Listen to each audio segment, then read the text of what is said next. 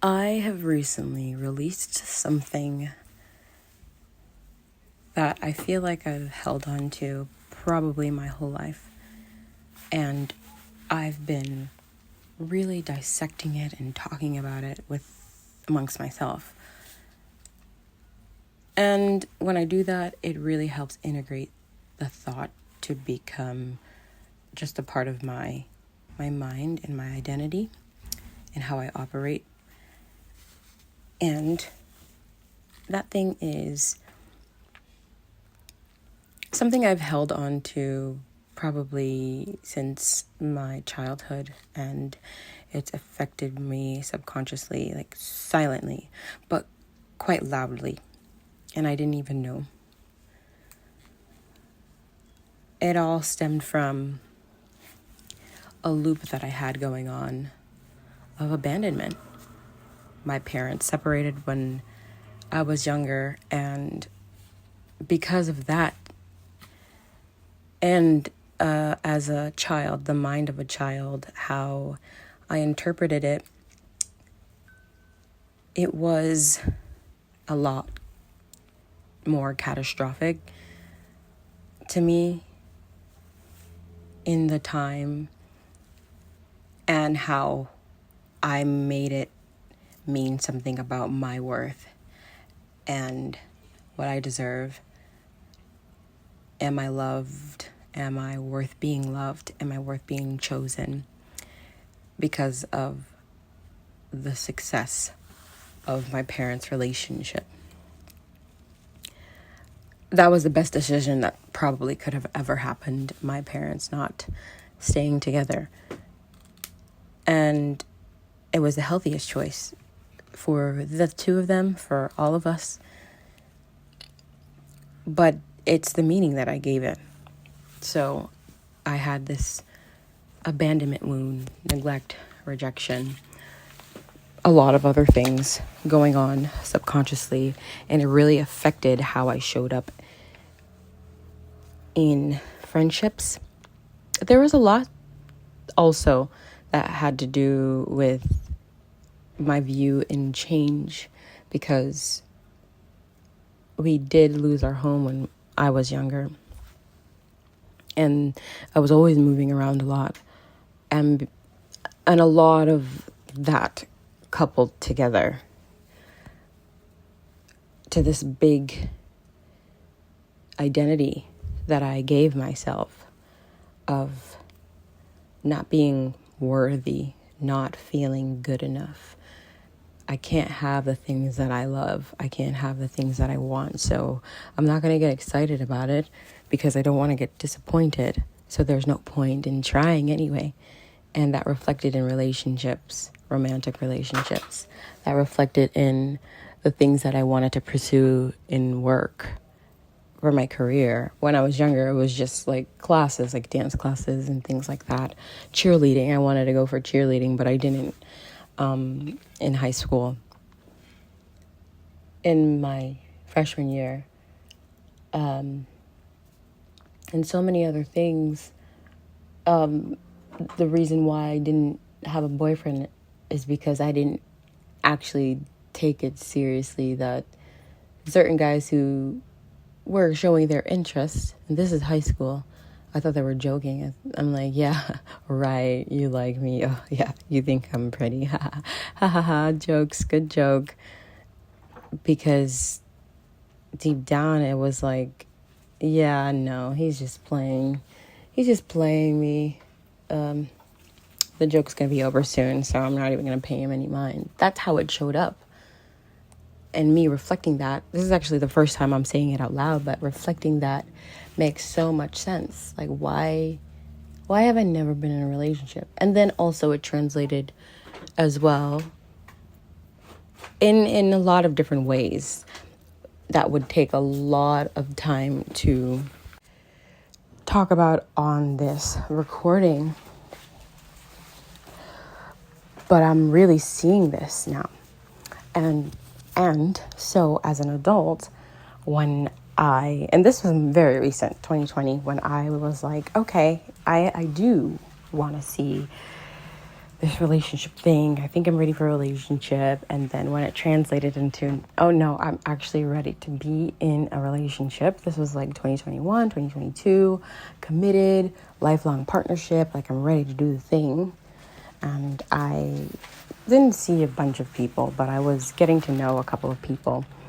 And yeah, from the outward, with how I look, there's an assumption of how I would be.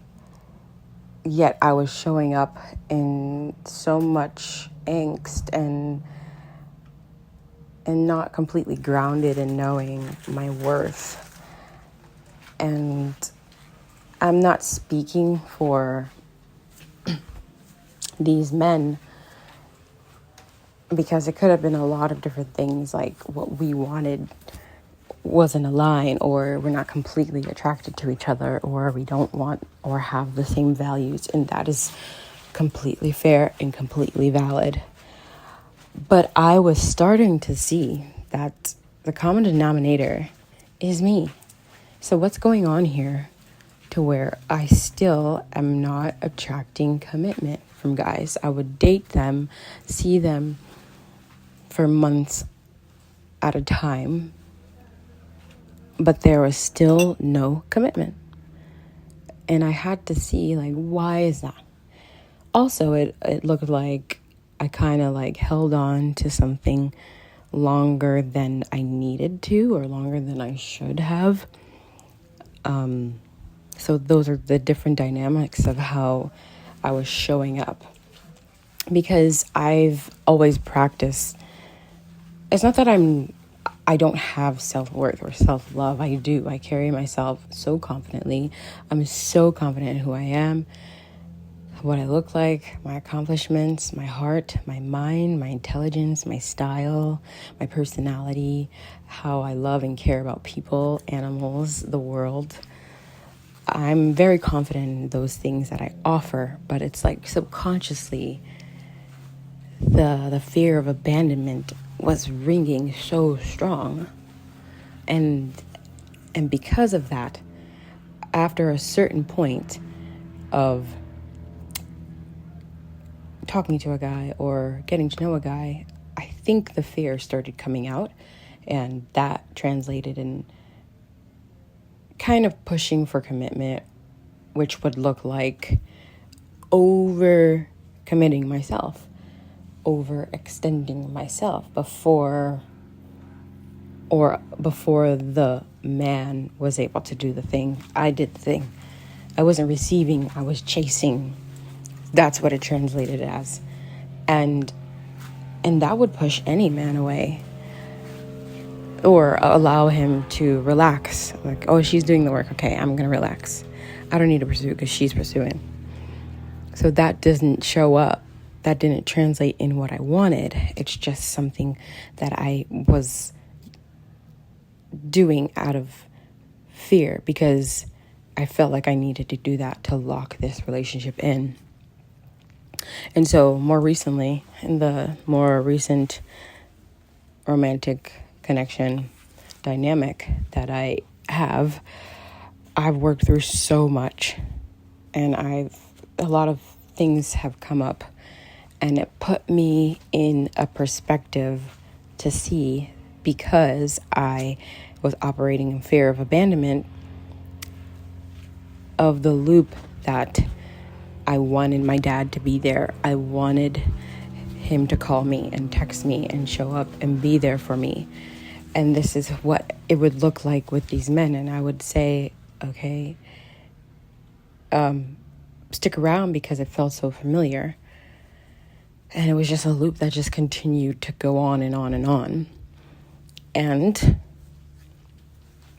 now I've become aware of it, and I've talked through it, and I've worked through it, and I released it, and I changed my perspective.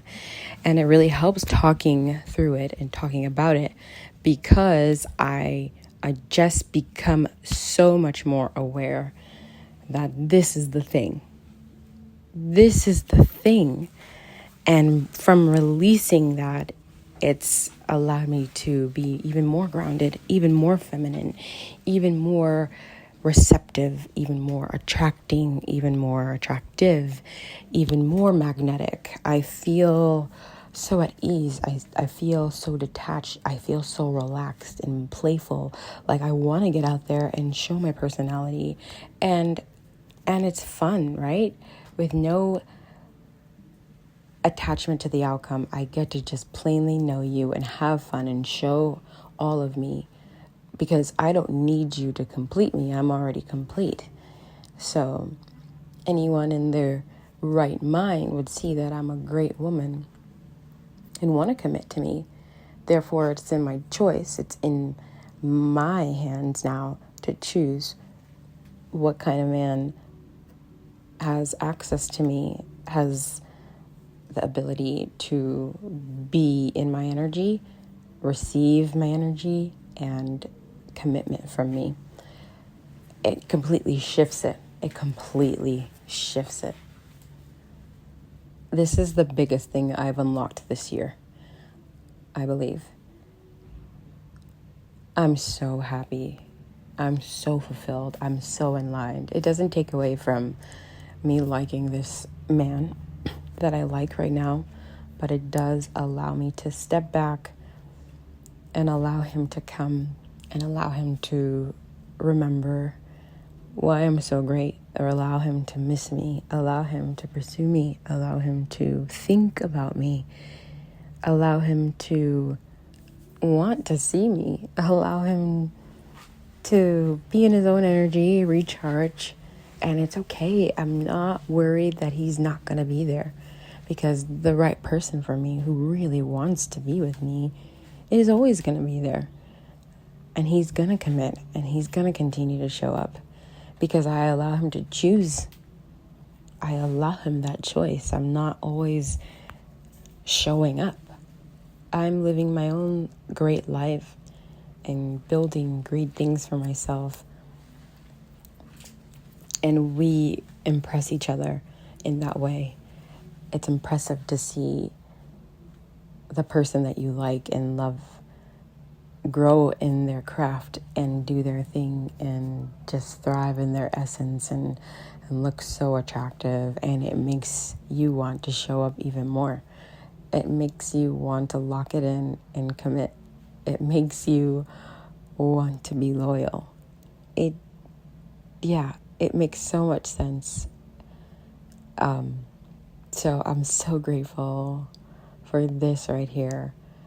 And I had to record this, because even last night I almost got into this energy like, oh my God, I need to do XYZ because he sent me this thing. And it's like, no. Calm down. Ground yourself. Align yourself. Remind yourself.